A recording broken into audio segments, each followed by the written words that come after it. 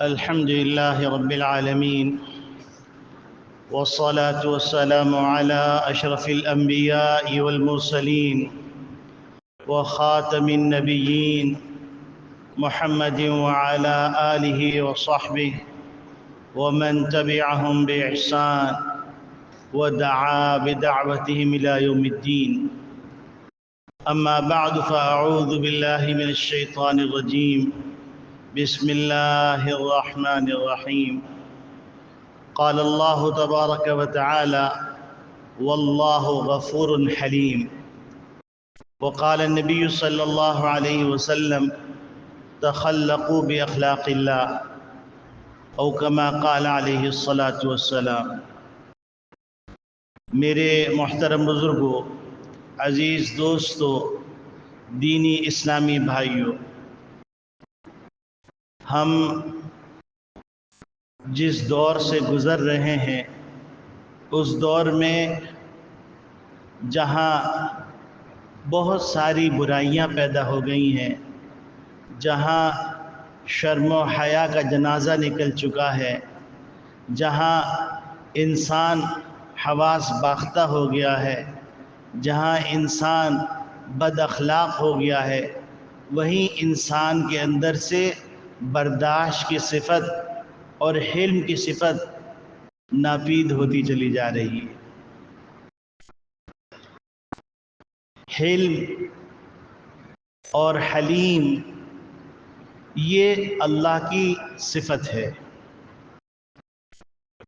اللہ رب العالمین خود اپنا تعارف کرتے ہوئے فرماتے ہیں: واللہ غفور، اللہ رب العالمین بخشنے والے ہیں، حلیم، اللہ انتہائی بردبار ہیں، انتہائی درگزر کرنے والے ہیں، انتہائی معاف کر دینے والے ہیں۔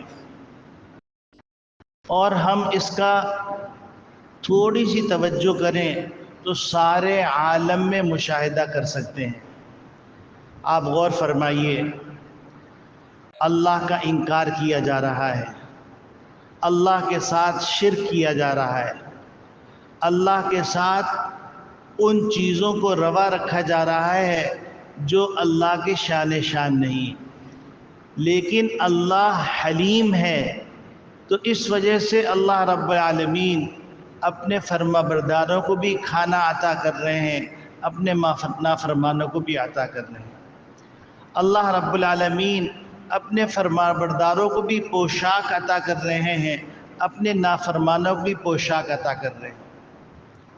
بلکہ اگر دیکھا جائے تو بعض مواقع پر اللہ رب العالمین نے اپنے نافرمانوں کو بڑی نعمتیں عطا کی بھی۔ یہ اللہ کے حلیم ہونے کی دلیل ہے کہ اللہ حلیم ہے۔ اور نبی کریم صلی اللہ علیہ وسلم ارشاد فرما رہے ہیں: تخلقوا باخلاق اللہ، اللہ کے اخلاق کو اپناؤ، یعنی تم اللہ کی جو عظیم صفت حلیم ہے اس حلیم ہونے کی صفت کو اپنا لو۔ بہت ساری صفات ہیں، 99 صفات ہیں، اس میں سے ایک صفت جو عظیم الشان عالی شان صفت ہے حلیم ہونا، وہ اپنا لو۔ آج بدقسمتی سے مسلمانوں کے اندر سے برداشت ختم ہوتا چلا جا رہا ہے۔ معمولی بات پر الجھ جاتے ہیں، معمولی بات پہ جھگڑا کرنے لگتے ہیں، معمولی بات پر فساد کرنے لگتے ہیں۔ اب آپ دیکھیے، گاڑی غلط پارک کر دی، یہ بد اخلاقی ہے، شریعت کے خلاف ہے، شریعت نے جو راستے کے حقوق رکھے ہیں ان حقوق کے خلاف ہے۔ اب اگر کسی نے آ کے یہ کہہ دیا کہ بھائی ذرا صحیح پارک کر لو، تو اس پر ایسے برسیں گے جیسے بہت زمانے کی دشمنی ہے، بلکہ جدی پشتی دشمنی چلی آ رہی ہے، اور ایسے مغلظات زبان سے نکلیں گے کہ ان مغلظات کا شریف گھرانوں میں آج سے پہلے تصور نہیں کیا جاتا تھا۔ وہ مغلظات زبان سے نکلتے ہیں۔ اسی طریقے سے बर्दाश्त ना होने की वजह से एक दूसरे को, ये सिर्फ रोड का हाल बता रहा हूँ, एक दूसरे को ओवरटेक करने के अंदर ऐसी ऐसी बदअखलाक़ी का मुजाहरा किया जाता है कि बाज़ दफ़ा आप हैरान होंगे, अगर किसी मुसलमान के साथ गाड़ी में बैठे हुए होंगे तो वो कदम कदम पर अपने आस पास वाली गाड़ी वालों को गालियां दे रहा होगा और इंतहाई गलीज़ और इंतहाई नामुनासिब कलिमात अदा कर रहा हो। ये बर्दाश्त ना होना। हत्ता कि मियाँ बीवी ये जो रिश्ता है, ये जहाँ इंतहाई मीठा रिश्ता है, जहाँ इंतहाई कीमती रिश्ता है, और ये रिश्ता चलता ही बर्दाश्त से, ये रिश्ता चलता ही दरगुजर से। जामियात के दारुल-इफ्ता भरे हुए हैं जिसमें बहुत सारे इस्तिफ्ता सिर्फ तलाक से मुताल्लिक है, सिर्फ झगड़ों से मुताल्लिक है। हत्ता कि बदकिस्मती यहाँ तक आ गई कि खराबी अपने अंदर है और बुजुर्गों के पास जा रहे हैं, हजरत कोई तावीज़ दे दीजिए कि मेरी बीवी मेरे काबू में आ जाए, हजरत तावीज़ दे दीजिए मेरा शोहर मेरे काबू में आ जाए, मुझे कोई ऐसा वजीफ़ा बता दीजिए कि हम लोग आजकल बहुत खटपट हो रही है। हमारे उस्ताद मोहतरम हज़रत डॉक्टर अब्दुल रज़ाक साहब नव्वरल्लाहु मरक़दहू एक दफ़ा फरमाने लगे कि एक साहब आए, आके कहने लगे कि आजकल मेरी और मेरी बीवी की बहुत लड़ाई हो रही। तो हज़रत फरमाए लगे किस बात पे मियाँ लड़ाई हो रही है, ये तो लड़ाई के रिश्ते नहीं है। तो कहने लगे कि हज़रत मैं एक जगह गिलास रखता हूँ, वो उठा के दूसरी जगह रख देती है। तो हज़रत ने फरमाया अल्लाह के बंदे, वो तुम्हारे लिए चूल्हे में गर्मी में पसीने में नहाई हुई खाना तैयार कर रही है और तुम्हारा इंतज़ार कर रही है, खुद खाना नहीं खाती जब तक तुम नहीं आ जाते। अगर वो टेबल सेट कर रही है अपनी मर्जी से तो तुमको क्या हरज है इसमें। अब आप सोचिए, जो उलमा से ताल्लुक़ रखने वाले लोग होंगे कुछ तो समझदार होंगे, जो इतने बड़े अकाबरीन से ताल्लुक़ रखने वाले होंगे कुछ तो दीन शऊर रखते होंगे, उनका ये हाल है, तो फिर बाकी का क्या हाल होगा आप अंदाज़ा कर सकते हैं। इस वक्त ये यूँ समझ लिए नासूर का दर्जा इख्तियार कर चुकी है बीमारी, अदम बर्दाश्त, बर्दाश्त ना करना। बाप बेटे को बर्दाश्त नहीं कर रहा है, बेटा बाप को बर्दाश्त नहीं कर रहा है, माँ बेटी को बर्दाश्त नहीं कर रही है, बेटी माँ को बर्दाश्त नहीं कर रही है, मियाँ बीवी को बर्दाश्त नहीं कर रहा है, बीवी शौहर को बर्दाश्त नहीं कर रही है, रिश्तेदार एक दूसरे को बर्दाश्त नहीं कर रहे हैं। नबी करीम सल्लल्लाहु अलैहि वसल्लम तो फरमाने तखल्लक़ू बि अखलाक़िल्लाह, अल्लाह के अखलाक अपनाओ। अब अल्लाह की हिल्म की सिफत आप देखिए कितनी आलीशान है कि एक रिवायत में आता है कि अल्लाह रब्बुल आलमीन ने एक बस्ती वालों के लिए फैसला फरमाया उनको हलाक कर दिया जाए। अजाब के फरिश्ते रवाना हुए, अल्लाह रब्बुल आलमीन ने आधे रास्ते से अजाब के फरिश्तों को रोक दिया। फरिश्तों को बड़ा ताज्जुब हुआ कि एक बस्ती की हलाकत का फैसला हो चुका है और अल्लाह रब्बुल आलमीन ने, जाहिर सी बात है जो फैसला किया होगा इंतहाई जलाल के अंदर किया होगा, इंतहाई गज़ब के अंदर किया होगा। फिर अल्लाह की वो कौन सी वजह बनी जो अल्लाह की रहमत के मुतवज्जे होने का सबब बन गई। तो अल्लाह रब्बुल आलमीन ने इरशाद फरमाया कि इस बस्ती के अंदर एक औरत थी, उसका बच्चा रो रहा था और बार बार दूध का मुतालबा कर रहा था। तो माँ उससे कह रही थी 2 मिनट रुक जाओ, मैं अभी काम से फारिग हो के खाना पका के तुम्हें दूध पिलाती हूँ। तो बच्चा रोया जा रहा है, बच्चा बच्चा ही है। तो उस माँ ने कहा उसकुत या बुनैया इन्न रब्बी हलीम, ए मेरे लखते जिगर चुप हो जाओ, मेरा परवरदिगार बड़ा हलीम है। तो تو مجھے حیا آئی کہ بستی کا ایک فرد مجھے حلیم کہہ رہا ہو اور میں اس بستی کو ہلاک کر دوں۔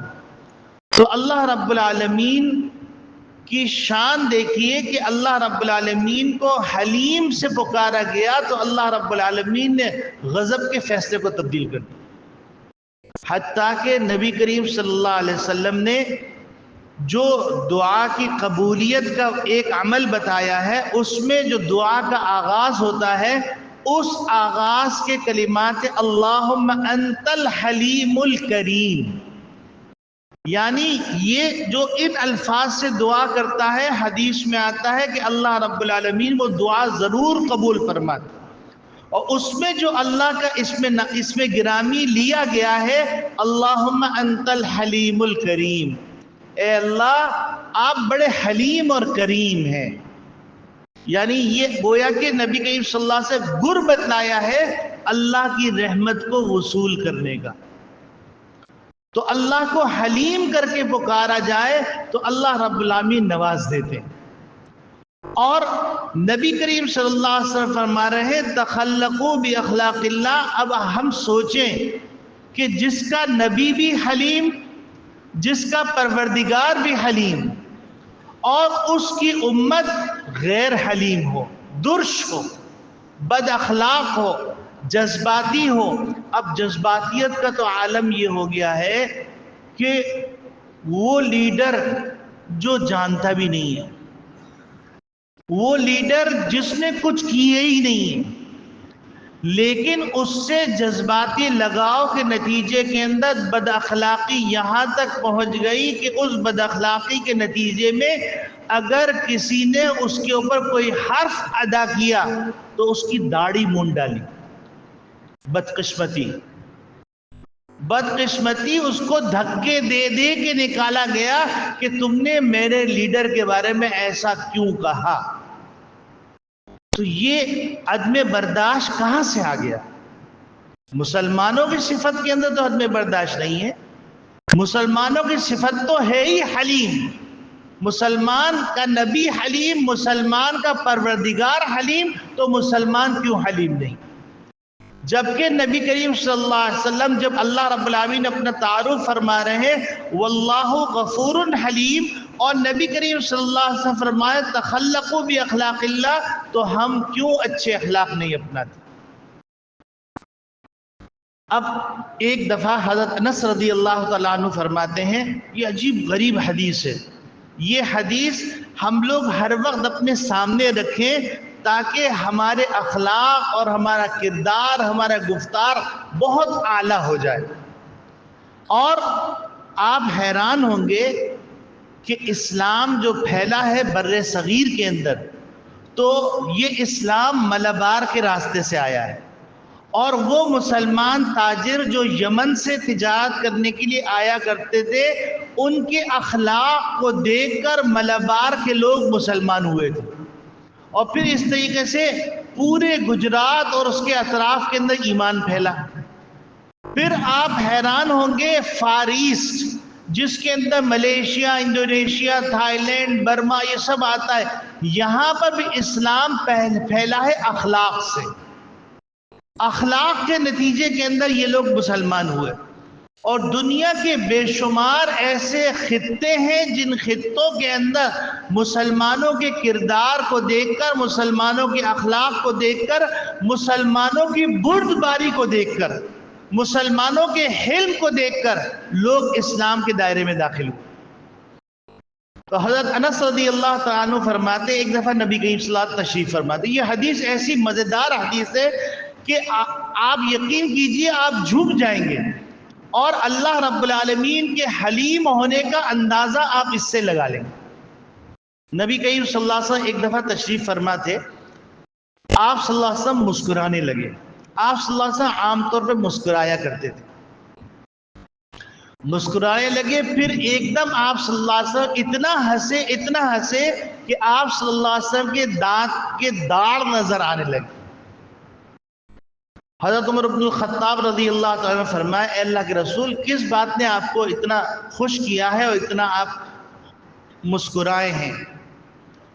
تو نبی کریم صلی اللہ علیہ وسلم فرمایا مجھے ایک اللہ کا واقعہ یاد آ گیا، اللہ نے جو اپنے بندوں کے ساتھ کیا۔ اب جب نبی کریم صلی اللہ علیہ وسلم مسکرائے ہوں اور صحابہ اکرام رضوان اللہ علیہم کی محفل ہو، تو کیسے ممکن ہے کہ وہ اس واقعے کو سنے بغیر رہ جائیں؟ کیونکہ صحابہ کی تو شان یہ تھی کہ ایک ایک ادا کو ڈھونڈ ڈھونڈ کر اپناتے تھے تاکہ نبی کریم صلی اللہ علیہ وسلم نے جو جنت کی بشارتیں سنائی اس کے ہم مستحق ہو جائیں۔ تو نبی کریم صلی اللہ علیہ وسلم نے فرمایا کہ اللہ رب العالمین کے دربار میں دو افراد پیش کیے گئے۔ ایک آدمی حقدار تھا اور ایک آدمی کے اوپر حق تھا۔ تو حقدار نے اللہ رب العالمین کی عدالت میں کیس دائر کیا کہ اے اللہ، یہ بندہ میرا حق لیا ہوا ہے، مالی حق ہو یا جانی حق ہو، جو بھی حق ہو، حدیث میں اس کی تشریح نہیں آتی، تو اے اللہ اس سے میرا حق دلا دیجیے۔ اب اس بندے کی طرف نبی کریم صلی اللہ علیہ وسلم دیکھا، فرماتے ہیں کہ اللہ رب العالمین نے اس کو دیکھا تو وہ بڑا مسکین سا، بہت ہی پراگندہ حالت کے اندر تھا۔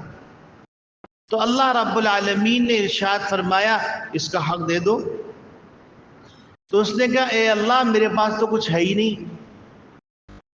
تو اللہ رب العالمین نے کہا کہ دیکھو اس کے پاس تو کچھ نہیں۔ تو وہ بندہ کہنے لگا کہ اے اللہ، اگر اس کو دینے کے لیے کچھ نہیں ہے تو میرے گناہ اس کے کندھے پہ ڈال دیجیے۔ اس پہ نبی کے اسلام رونے لگے، زار و قطار رونے لگے کہ وہ وقت ایسا ہولناک وقت ہوگا کہ ایک بھائی اپنے بھائی کو اپنے گناہوں کے بوجھ تلے غرق کرنا چاہے گا۔ تو اللہ رب العالمین کہیں گے کہ اے میرے بندے، دیکھ رہے ہو یہ کیا کہہ رہا ہے؟ تو وہ اصرار کرے گا کہ اللہ میرے گناہ لے کے اس پہ ڈال دیجئے اور میرے گناہ سے مجھے ہلکا کر دیجئے۔ تو اللہ رب العالمین کے حکم سے ایک دم ایک منظر اس کے سامنے آئے گا۔ عالی شان شہر ہوگا، عالی شان محلات ہوں گے، عالی شان نہریں ہوں گی، عالی شان غالیچے ہوں گے، عالی شان تخت ہوں گے، ہیرے جواہرات جڑے ہوئے دیواروں کے اوپر اور گنبدوں کے اوپر ہوں گے۔ تو وہ آدمی اس بندے کو چھوڑ کر اس منظر کو دیکھنے لگے گا اور کہنے لگا پروردگار، یہ کس نبی کے شہر ہے، کس نبی کا یہ انعام ہے؟ اگر نبی کا نہیں تو کس صدیق کا ہے؟ اگر صدیق کا نہیں تو کس شہید کا ہے؟ تو اللہ رب العالمین ارشاد فرمائیں گے کہ اے میرے بندے، یہ نہ یہ کسی نبی کا ہے، نہ یہ کسی صدیق کا ہے، نہ یہ کسی شہید کا ہے، یہ اس کا ہے جو اس کی قیمت ادا کر دے۔ تو وہ دل میں سوچنے لگے گا کہ اس کی قیمت آج آپ دیکھ لیجئے کہ 1200 اسکوائر فٹ کا فلیٹ لینے جائیے تو اس کی قیمت کیا ہے، اور اگر 1000 گز کا بنگلہ لینے جائیے اس کی قیمت کیا ہے، اور کوئی اچھی سوسائٹی میں چلے جائیے اس کی قیمت کیا ہے۔ اب جنت جس کے بارے میں اللہ رب العالمین فرما رہے ہیں کہ نہ کسی آنکھ نے دیکھا، نہ کسی کان نے سنا، نہ کسی کے دل میں خیال گزرا، اور اللہ تعالیٰ کے نزدیک جنت کا اتنا ٹکڑا، جتنا ٹکڑا ایک کوڑا ڈالنے کی وجہ سے زمین کا احاطہ کرتا ہے، اتنا ٹکڑا دنیا و ما فیہا سے بہتر، اور وہاں پر اتنا عالی شان شہر، اور اس کی قیمت اللہ مانگ رہے ہیں۔ تو وہ کہے گا پروردگار اس کی قیمت تو بہت زیادہ ہوگی۔ تو اللہ فرمائیں گے نہیں، اس کی قیمت تم دے سکتے ہو۔ تو وہ کہے گا کہ پروردگار اس کی قیمت میں کیسے دے سکتا ہوں؟ تو اللہ رب العالمین فرمائیں گے اس کی قیمت یہ ہے کہ جو تم حق کا مطالبہ کر رہے ہو وہ حق تم معاف کر دو، یہ اس کی قیمت ہے۔ تو وہ بندہ کہے گا اے اللہ میں نے معاف کیا۔ تو اللہ رب العالمین کہیں گے اپنے بھائی کا ہاتھ پکڑو، اس کو بھی جنت میں لے جاؤ۔ اب آپ سوچئے ذرا سا، جنت اس وقت کمانا کتنا آسان ہے۔ ہم صبح سے شام تک اپنے مزاج کے خلاف باتیں برداشت کرتے ہیں۔ اگر ہم ان باتوں کو برداشت کرنے اللہ کے لیے کرنے لگے تو یہ ہماری نیکی ہمارے عالیشان محلات کا باعث بن سکتی ہے۔ جس کے نبی نے ایسی بشارتیں سنائی ہوں اور اس نبی کی امتی کی حالت یہ ہو کہ اس میں عدم برداشت ہو، وہ جنونی ہو، وہ ریش کے اندر آ کر جو ہے اول فول بکنے لگے، یہ مسلمان کی شان نہیں ہونی چاہیے۔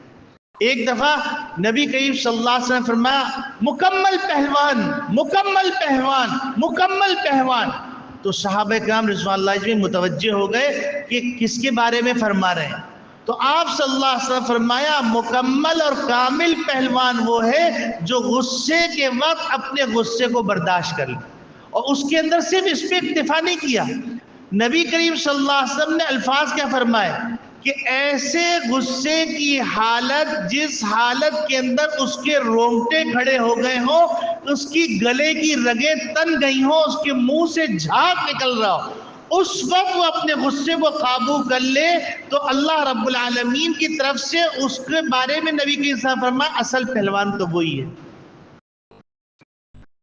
تو میرے عزیزو، ہم ایسے نبی کے امتی ہیں، تو ہم یہ نیت کریں، امید تو یہی ہے کہ ہم سب میں سے کسی کے اندر عدم برداشت کی صفت نہیں ہوگی، لیکن نبی کریم صلی اللہ علیہ وسلم کے زمانے سے دوری کے نتیجے کے اندر بہت ساری کمزوریاں پیدا ہو گئیں۔ تو بعض دفعہ کیا ہوتا ہے کہ اللہ فرماتے فَذَكِّرْ فَإِنَّ الذِّكْرَى تَنفَعُ الْمُؤْمِنِينَ کہ مسلمانوں کو ان کا بھولا ہوا سبق یاد دلاؤ، یہ بھی ان کو فائدہ دے گا۔ تو آج ہم نیت کرتے ہیں کہ اے اللہ ہم کو حلیم بنا دے، اور حلیم بننے کے بعد اللہ کی ذات سے امید رکھیے کہ اللہ رب العالمین ایسی جگہ پر محل عطا کریں گے، ایسی جگہ پر ایسا شہر عطا کریں گے، صرف محل نہیں، شہر، حدیث کے الفاظ کے اندر شہر آتا ہے، تو ایسی جگہ پر شہر عطا کریں گے جس جگہ پر شہر ملنے کا تصور کرنا مشکل ہے، اور وہاں پر کوئی چیز کام نہیں آئے گی، یہاں کے کیے ہوئے اعمال کام آئیں گے۔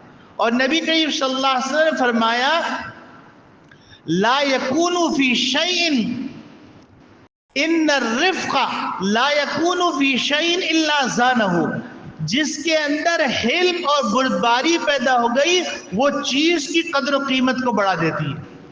وَلَا يُنزَعُ مِن شَيْءٍ إِلَّا شَانَهُ، لیکن کسی کے اندر سے اگر رفق اور یہ حلم اور درگزر کا جذبہ نکال دیا جائے تو وہ چیز عیبدار ہو جاتی ہے، وہ چیز بدبودار ہو جاتی ہے، وہ چیز سڑ جاتی ہے۔ تو میرے عزیزو، بس آج یہی پیغام عرض کرنا ہے، نبی کریم صلی اللہ علیہ وسلم کا فرمان، اور حلم کے اوپر بعض دفعہ اللہ ایسا معاملہ کرتے ہیں، ایسا معاملہ کرتے ہیں کہ انسان ہکا بکا رہ جاتا ہے۔ ایک امام گزرے ہیں، امام ابو حنیفہ نعمان ابن ثابت رحمت اللہ علیہ، جو امام اعظم ہے۔ وہ امام اعظم سے لوگ بہت جلتے تھے، چونکہ اللہ رب العالمین نے ان کو دین بھی دیا تھا اور دنیا بھی دی، دین میں بھی وہ اعلیٰ مقام پر تھے اور دنیا میں بھی اعلیٰ مقام پر۔ صرف جب امام ابو حنیفہ کا انتقال ہوا ہے تو ان کا ورثہ کتنا تھا؟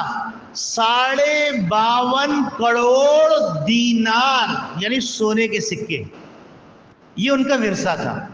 ان کو اللہ نے اس طرح نوازا تھا، اور علم کے اندر کہا جاتا ہے کہ تمام لوگ امام ابو حنیفہ کے سامنے زانوِ تلمس طے کرنے والے ہیں، اتنے اونچے مقام پر۔